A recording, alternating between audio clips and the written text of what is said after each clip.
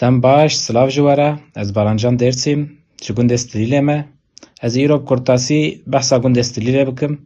Stilîlê li Bakurê Kurdistanê ye û dikeve başûr Rojavayê Nisêbînê bi 28 kilometre ye. Ji derdora 400 malan pêk tê û hejmara wê jî nêzî 10,000 kes in.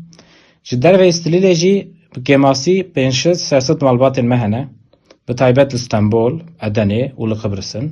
Li gelek deverên Ewropa jî hene gundiyên me.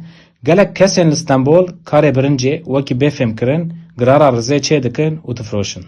Li gund jî debar gerenperî li ser çandinî û xwedîkirina heywanan e. Stilîlê bi rastî jî cihekî dîrokî û welatparêz e. Gund wek bi navê dîrokî li ser newala Sîsvanê ye. Gundekî çiyayî ye ya Herêma Omeryan. Avahiyên nav gund yekevin hemû bi keviran lêkirine û mînyatûrek ji Mêrdînê ye.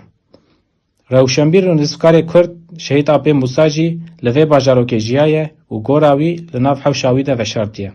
Her wiha Kurdên welatparêz û rêveberên partiyên Kurdan her wext tên û gora wî ziyaret dikin. Stilîlê di her buharê de bi keskê dixemile. Avên kaniyên wê jî wek qeşan e. Tevî newek berê be jî hîna sê kanî jî diherikin. Cihê ku kanî digihêjin hev wek çem tê binavkirin. Gelê gund dehl û rezên xwe jî bi vê avê av didin.